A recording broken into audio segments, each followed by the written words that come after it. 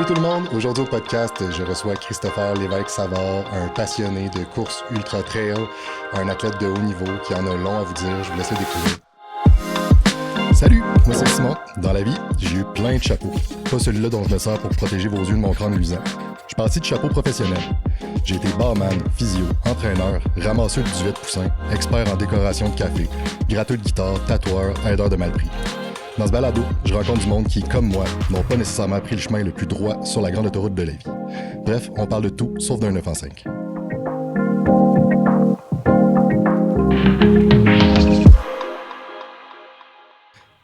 Salut Christopher! Salut, Comment tu vas? ça va bien toi? Good, ça va. Hey, je te reçois aujourd'hui parce que ta carrière m'intéresse. En fait, c'est quelque chose qui me fascine puis je suis absolument néophyte par rapport à ce que tu fais. J'ai vraiment envie de comprendre puis d'en savoir plus. Peux-tu m'expliquer un peu ce que tu fais en général? Ben dans le fond, moi, je suis un athlète, je suis considéré un athlète d'endurance et de vitesse un peu. Donc, parce que j'ai commencé un peu sur la route, faire des courses sur route, OK. tranquillement au secondaire. Puis là, progressivement, j'ai augmenté les distances. Puis après ça, j'ai transféré pour la course en montagne et la course d'ultra trail de courte distance de 50 km.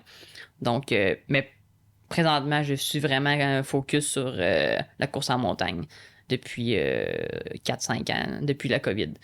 OK. Donc, c'est ça. Je résume, tu es un athlète Ouais. de course en montagne et de ultra-trail. Exact. Peux-tu faire un peu la différence entre les deux? Parce que justement, je connais rien à ça. Ben, dans le fond, la course en montagne, c'est vraiment plus concentré sur la courte distance, plus le tu peux partir en bas d'une montagne, puis il y a des courses qui s'appellent le vertical. Donc, tu pars en bas de la montagne, tu montes la montagne, puis t'arrêtes au sommet, puis la course finit là.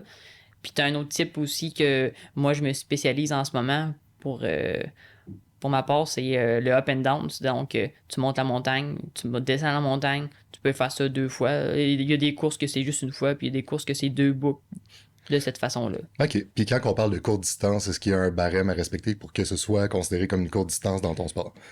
Ben, pas vraiment. Ça dépend de certaines personnes, mais moi, je considère que en bas de 20, c'est une courte distance, là. Puis, dans Ok. le fond, les formats que je fais, comme up and down, c'est souvent entre 10 et 15 km.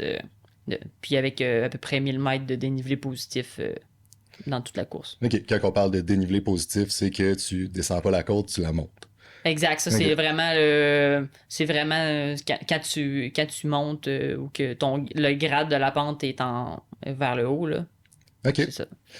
C'est quand même fou. Moi, j'ai été essoufflé en montant les escaliers pour me rendre ici. Puis toi, 20 km, c'est une courte distance. C'est quand même épatant. Comment qu'on fait pour se rendre là dans la vie, en fait? Ben c'est sûr que c'est cas par cas là, mais pour ma part, c'est que tu sais, j'ai tout le temps été motivé par la compétition, puis tu sais, j'ai vraiment eu un bon cardio quand j'étais jeune, puis j'ai vraiment bâti là-dessus, puis tu sais, j'ai eu des bonnes performances dès le début au Québec là. Puis tu sais, c'est quand tu voyages à travers le monde que tu te rends compte que faut que tu travailles encore plus, puis à l'entraînement tu mets les bouchées doubles, puis c'est là que les courtes distances me font moins peur. OK. T'as dit plein d'affaires intéressantes, mais j'aimerais ça commencer par la base. Justement, quand est-ce que t'as commencé à courir? Vers quel âge à peu près? J'ai commencé un peu tard, mais tu sais, je jouais au hockey quand j'étais jeune. OK. Puis là, j'ai commencé au secondaire en quatrième, secondaire 4. J'ai commencé par un test qu'on fait à chaque année, 2400 mètres là, autour d'une piste et pelouse. OK. T'es vraiment sur plat, route. Puis là, c'est là que j'ai commencé tranquillement à avoir un potentiel en moi. Puis mon prof en éduc, c'est ça qu'il a vu. Puis dans le fond, j'ai commencé après ça cross-country. C'est de la course sur pelouse et un peu de dénivelé, là. OK. Ça ressemble un peu à la trail, là, mais beaucoup moins coûteux. OK. Puis après ça, c'est ça, j'ai commencé sur la route. 5 km, 10 km, puis demi-marathon, je n'ai fait un. Après ça, j'ai transposé ça sur le cross-country au collégial. Après ça, la trail. OK. Fait qu'on revient à ton test physique. Dans le fond, ce que je comprends, c'est que t'as éclaté tout le monde, puis que c'était quand même quelque chose de faramineux pour que ton prof d'éduc le remarque puis qu'il te dise que t'as un potentiel. Ouais, j'ai pas écrasé tout le monde, mais tu sais, j'étais le premier de l'école, si je me rappelle bien. Mais bon, OK. j'étais j'étais pas au niveau performance de. J'étais pas une meilleure au Québec, là, on s'entend dans ce temps-là. Là.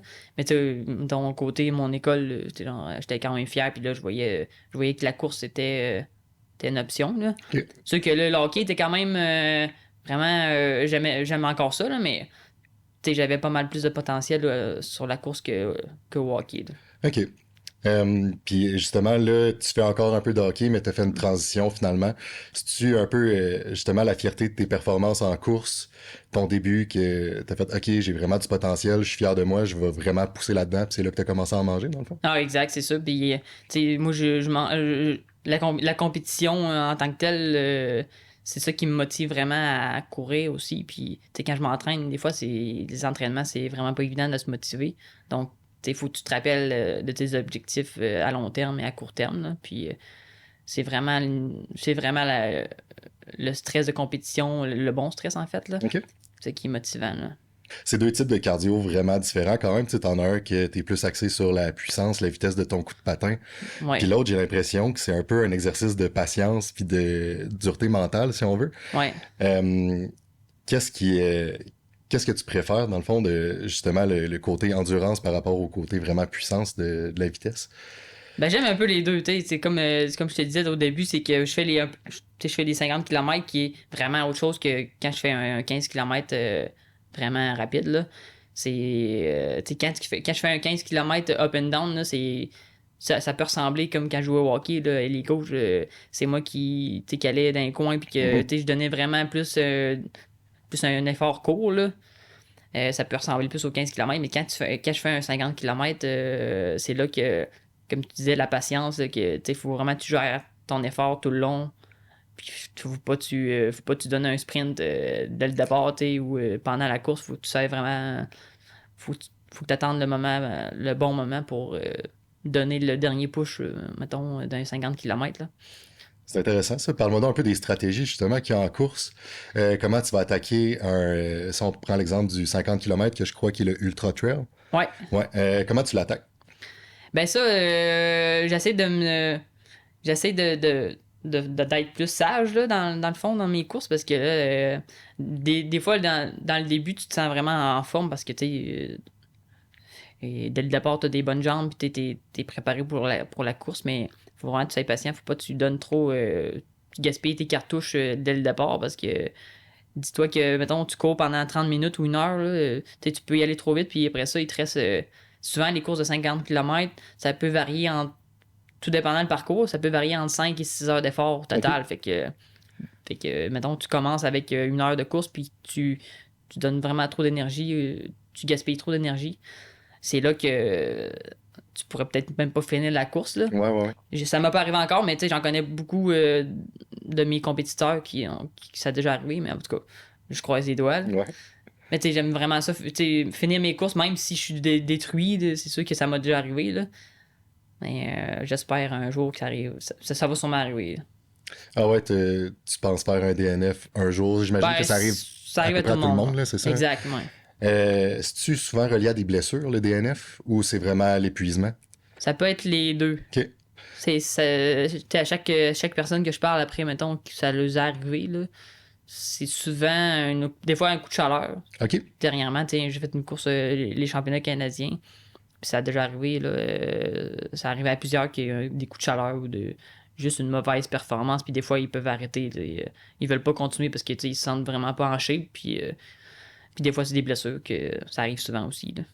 Moi, tu m'expliques que les courses durent 5-6 heures.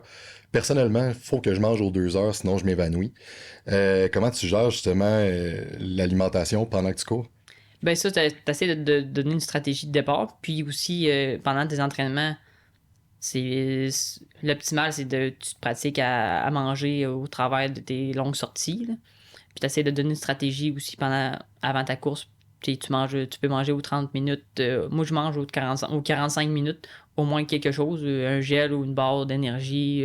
Puis moi, en ce moment, je fonctionne avec ça. C'est des flasques de 500 millilitres que je mets dans ma veste, une de chaque côté. Puis, dans le fond, dans une des deux, je mets ce qu'on appelle du Dream Mix. Là. C'est vraiment de la nutrition liquide. OK. Fait que moi, je fonctionne avec ça. Parce que ça passe beaucoup mieux pour la digestion. Puis je me sens vraiment bien quand je prends ça pendant ma course. C'est intéressant, mais dans le fond, t'as comme 1 kilo de plus sur toi avec ta nourriture. Ouais, c'est ça. C'est-tu quelque chose à réfléchir, justement, à quel point t'amènes des provisions pour pas trop devenir lourd? Ben, c'est sûr que faut que tu regardes, t'essaies d'être le plus léger possible dans ta course. Puis, je regarde les options, qu'est-ce qui est le mieux, mais tu sais, dans une course qui va faire chaud, moi, j'ai l'obligation, je m'emmène tout le temps mes deux gourdes pleines, puis j'essaie de les garder vraiment le plus plein possible. Puis quand j'arrête, mettons, au ravitaillement dans les courses, j'essaie vraiment de les garder pleines pour pas en manquer là, pendant Ok. ma course. OK, fait qu'il y a il y a des ravitaillements, Ouais. finalement. OK, ça, c'est-tu à la mi-course? Non, ça dépend des courses. Là. Il y a Ok. des places plus stratégiques pour eux pour amener le stock là. Puis, dans le fond, tu regardes ça aussi avant la course parce que, mettons, il peut y avoir 10 km entre un ravitaillement. Donc, tu essaies d'avoir ta nutrition avec toi au courant de cette période-là OK. pour pas en manquer. Puis, si tu veux en prendre pendant aussi, tant mieux. Là.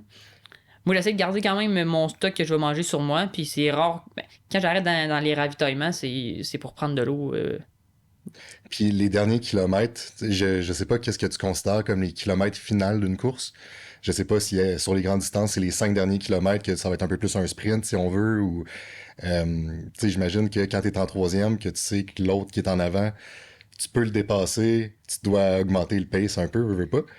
Oui, si les jambes sont là, OK. parce que tu sais, des fois c'est pas évident avec surtout les fins de parcours là, sont toutes différentes. Puis des fois si t'as les jambes puis l'énergie à moitié, c'est là qui est pas évident à avoir à augmenter le pace là. Puis si c'est une descente, c'est moins pire selon moi là. Tu OK. peux peut-être accélérer même si t'es un peu détruit là. Cool. Parle-moi donc de ton équipement un peu quand tu cours, qu'est-ce que tu portes? C'est tout dépendant des distances, mais que tu sais, comme les 50 km, c'est là qui va nécessaiter plus d'équipement.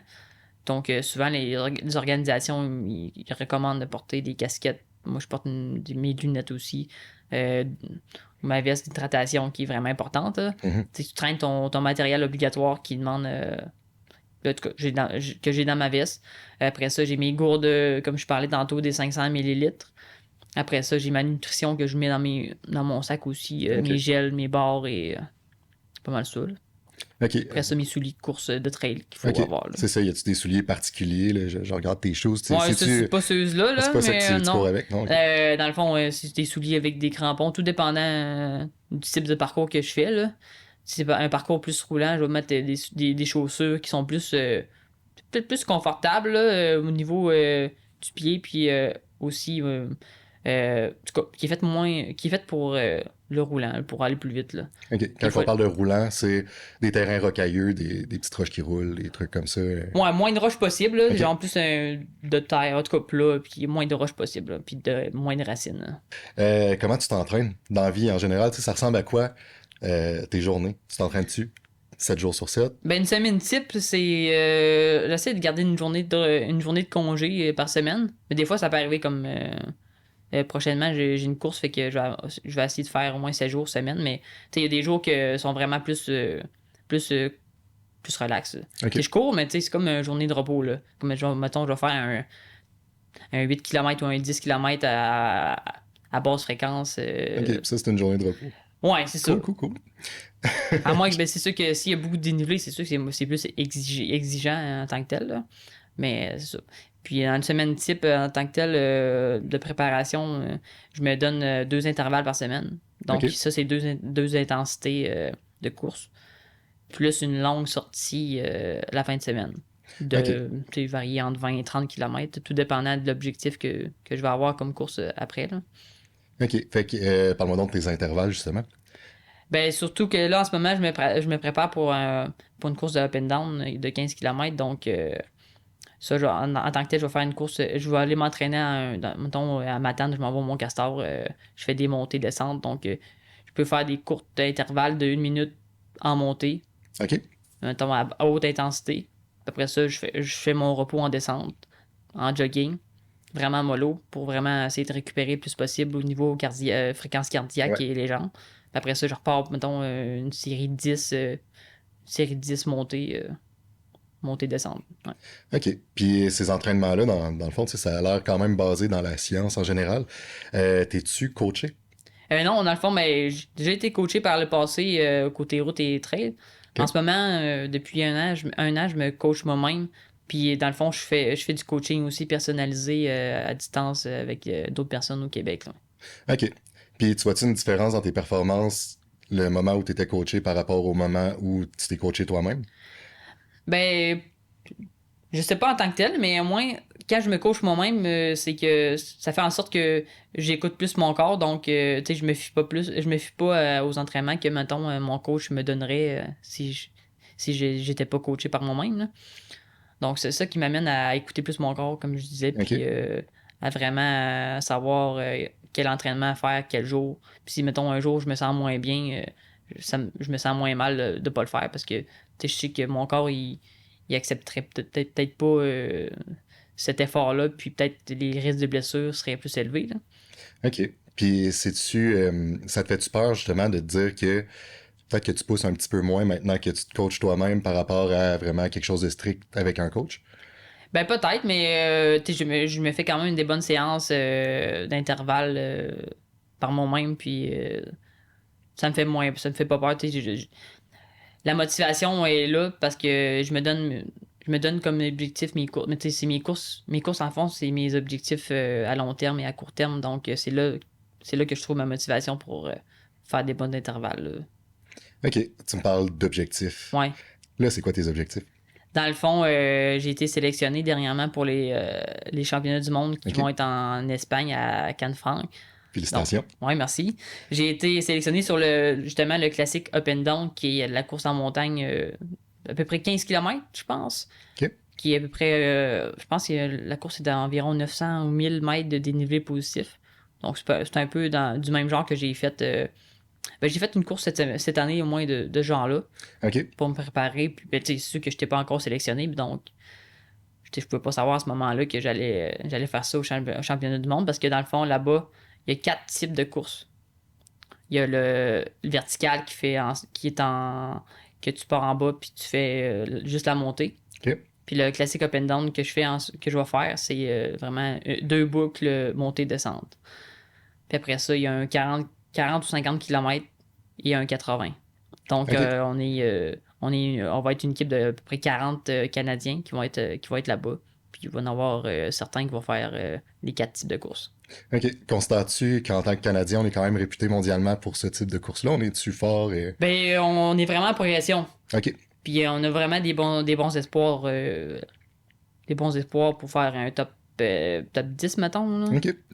Constates-tu que tu vas faire le top 10? Mais j'espère, là, Je te le souhaite beaucoup, mais... Mais bon, je vais pas là vraiment à me dire je vais être top tel, là, mais je vais vraiment donner le maximum que je peux faire. Là, mais un top 50, c'est sûr que ça serait à la base. OK. J'espère. Là. Cool. Puis, comment on se fait sélectionner pour les championnats mondiaux? C'est quoi la hiérarchie, dans le fond, que tu dois grimper pour te rendre là? Mais dans le fond, l'année passée, il y avait des courses qualificatives comme les championnats canadiens. Il y avait ça au Mont-Saint-Anne en octobre. Moi, j'ai fait, dans le fond, la veille, il y avait le vertical qui est juste la montée OK. du Mont-Saint-Anne. Puis après ça, le lendemain, il y avait le classique Up and Down pour lequel je me suis qualifié. Mais dans le fond, la veille, le vertical, j'ai vraiment eu une mauvaise course. Tu sais, c'est là, mentalement, c'était vraiment dur de me remettre, là, mais finalement, tu sais, je me suis ressaisi quand même. Puis le lendemain, j'ai eu genre quasiment la meilleure course genre peut-être pas de ma vie là, mais quasiment c'était ma meilleure course de l'année quasiment. OK. Ouais. Ah ouais, fait que tu t'es relevé d'une défaite, Ouais, puis t'as été qualifié. exact. Qu'est-ce que tu t'es dit dans ta tête au moment où justement t'as eu ta mauvaise course, tu savais que t'en avais une à faire le lendemain? Comment est-ce que tu te prépares mentalement justement quand t'as des revers comme ça? C'est sûr qu'il faut essayer d'oublier le plus possible les ta course de la veille là. C'est sûr que mentalement c'est plus par après tout de suite après la course mentalement j'étais un peu détruit là, mais peu après j'ai souvent eu des défaites au moins dans la course c'est que tu finis pas tout le temps premier là, c'est comme fait que ça a pas été vraiment difficile de m'y remettre après. Mais le matin même, tu sais, j'avais moins d'attente, par exemple. OK. Le matin même du up and down. Là. OK. Fait que C'est peut-être ça qui a fait en sorte que j'ai eu une bonne course puis j'avais moins de pression sur moi-même. Là. Ouais, j'ai l'impression aussi. Ouais. Parce que, tu sais, je me mettais beaucoup de pression sur le vertical parce que je pensais que ma force c'était le vertical. Puis finalement, c'était le contraire, tu sais. Cette fin de semaine, Ouais, peut-être, là. Parce que cette année, ils vont encore avoir les championnats canadiens au même endroit. J'espère faire mieux sur le vertical. Ouais. OK. Fait que toi, tu vas aller au championnat canadien, non seulement dans l'espoir de gagner, mais aussi de battre ta performance précédente. Ouais, c'est sûr. OK. T'es compétitif, non seulement envers les autres, mais envers toi-même. Ben, plus envers moi-même. Okay. En tant que tel, la course, c'est une course envers toi-même au lieu d'être contre les autres en tant que tel. C'est une mauvaise course. C'est rare que les autres vont avoir c'est rare que les autres vont avoir une mauvaise course aussi. Là. Donc, c'est vraiment sur toi-même que tu dois travailler. Là. OK. Y a-tu quelqu'un qui te supporte mentalement là-dedans autre que toi-même? Ben, c'est sûr qu'il y a ma copine en ce moment qui m'aide à passer à travers des moments difficiles. Là, puis ma famille, c'est certain. Hein. Parce que mentalement, des fois, c'est pas facile, par exemple, là, de faire tes grosses semaines d'entraînement, puis là, t'arrives à une course, puis là, t'as pas la performance que t'aurais souhaité. Ça, c'est sûr que la famille, ça aide à passer à travers. Puis j'essaie souvent de me remettre, de me remettre au travail peu après pour essayer d'oublier des fois certaines courses qui vont mal. Là. Puis dans les moments difficiles, justement, y a-tu quelque part dans ta carrière où t'as songé arrêter? Ah, ça, c'est sûr. Ça m'est arrivé de. Tu sais, à chaque hiver, on dirait, il y a tout le temps un mental breakdown là, qui m'arrive souvent. Ça arrive quasiment à chaque hiver. Parce que il m'arrive souvent des petites blessures, des petits doutes. Tu sais, souvent, parce que dans ce temps-là, il n'y a pas de compétition. Okay. Puis on dirait que c'est dans ce temps-là que quand je m'entraîne, il m'arrive tout le temps des petits bobos. Mais je sais pas pourquoi, là. Il m'arrive tout le temps des blessures différentes qui me mettent tout le temps en doute, là. T'sais, le reste mettons, de ma carrière, puis des fois de ma saison, je vais être prêt à temps pour telle course qui s'en vient au printemps. Ça arrive qu'à chaque année, depuis 3 ans, il m'arrive tout le temps des petites affaires qui me fassent vraiment douter d'arrêter. Là. OK. Puis à toutes les fois, finalement, tu t'es juste dit, je vais persévérer, ça passe. Exact, ouais, c'est ça. Faut que tu trouves un moyen de passer à travers, puis c'est sûr que mentalement, faut que tu travailles fort. Là. OK. C'est quoi ton moyen de passer au travers? Pas c'est de courir, là. Ah, c'est de courir plus, ouais. hein? Ou faire, tu sais, d'essayer de te changer les idées le plus possible, là. De faire du sport, pas mal ça. C'est pas mal ça mon moyen principal de passer à travers les moments les plus durs, là. Cool. Justement, tu dis faire du sport, on parle d'autres sports que la course. Ouais, au hockey. Je joue au hockey ou, mettons, faire des randonnées aussi là, mais... Il y a plein de choses que je peux faire, là, mais c'est qu'il manque de temps après ça. Là. Oui. Ouais. Puis parle-moi de ton entraînement l'hiver. Je suis curieux, cours-tu en trail quand même l'hiver ou là, ça se passe plus à l'intérieur maintenant? Ouais, c'est ça, parce qu'au Québec, on a quand même des conditions assez difficiles pour courir en sentier. Là. Mm-hmm. Sûr, des fois, je peux me permettre des fois de courir sur la neige. OK. Mettons, des fois, même au Mont-Castor, ça peut arriver que je fais quand même du dénivelé puis je cours dans les pistes. Ça peut arriver parfois. Okay. Mais principalement, l'hiver, j'essaie de faire des entraînements aussi croisés que je fais du vélo intérieur aussi. OK. Qui peut être vraiment bénéfique pour musculairement ou même cardio, là, c'est sûr. Puis aussi, la musculation, j'essaie d'intégrer ça 1 fois par semaine minimum là, en hiver. Puis vraiment, le volume de course, je le reste quand même assez comme, mettons, comme en été. Là. OK. Fait que tu cours sur un tapis, dans le fond, j'imagine? Ouais, des fois, le tapis, même souvent dehors. Là. OK, quand même. Tapis, c'est peut-être plus pour faire de l'intensité, là, pour faire de la vitesse, parce que dehors, c'est pas évident, là, avec les surfaces qu'on a, des fois, c'est souvent une petite surface de neige, là, qui est moins évident d'avoir une vitesse là-dessus. Ouais. J'imagine que c'est quelque chose qui prend énormément de temps dans ta vie. En ce moment, est-ce que tu as un travail à l'extérieur de tout ça? Ben, en ce moment, cet été, je me consacre vraiment à me préparer pour ma saison, donc je travaille pas. Mais je retourne aux études en août en physiothérapie. Donc, OK. Cool. pour l'instant, je veux vraiment mettre le focus sur les championnats du monde. Là. Ouais. Donc, je travaille pas en ce moment, ouais. OK. Est-ce que t'es commandité? Tu sais, comment tu fais une rentrée d'argent pour financer tout ça, justement? Ben, j'ai fait des bonnes bourses avec mes courses cette année, mais je suis vraiment, tu sais, je vais avoir des bonnes commandites pour les championnats du monde. Puis j'ai travaillé cet hiver et ce printemps pour vraiment pour avoir l'été OK. la tête vraiment à la course. Ouais. Je sais pas si ça te gêne d'en parler, mais je suis quand même curieux de parler de tes bourses. Ouais. Comment ça marche? Qu'est-ce que tu gagnes? Est-ce que chaque participant a une bourse ou c'est les 3 premières places? Comment ça fonctionne? Ça c'est très variant. Là. Comme cette année, ça commence tranquillement au Québec là, à avoir des bourses pour les 3 premiers, souvent. Là. OK. Mais des courses, c'est les 5 premiers. Là. OK. Ouais. Mais c'est sûr que là, moi, j'ai fini dans les top positions, donc ça aide à avoir des plus grandes bourses. Là. Fait que j'ai vraiment... Ça a fait du bien. Là, ouais. OK. Je suis curieux, donne-moi une ordre de grosseur des bourses entre la première et la 3e place, mettons. Ben, mettons, le premier, ça peut varier entre 1000 et 2000. Là. OK. Après ça, 3e, c'est sûr que là, tu tombes à 500 peut-être, OK. ou en bas. Là. Fait que de ce que je comprends, c'est qu'il faut que tu compétitionnes souvent puis que tu gagnes souvent Ouais, c'est pour sûr, réussir ouais. à en vivre À un moins, peu. ouais, c'est à moins sûr que là, je peux pas en vivre, c'est sûr. OK. En ce Puis moment.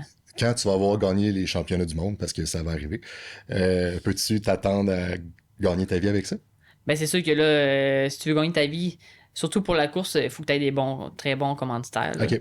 Tu as une bonne visibilité aussi sur les réseaux, ça, c'est immanquable. Là.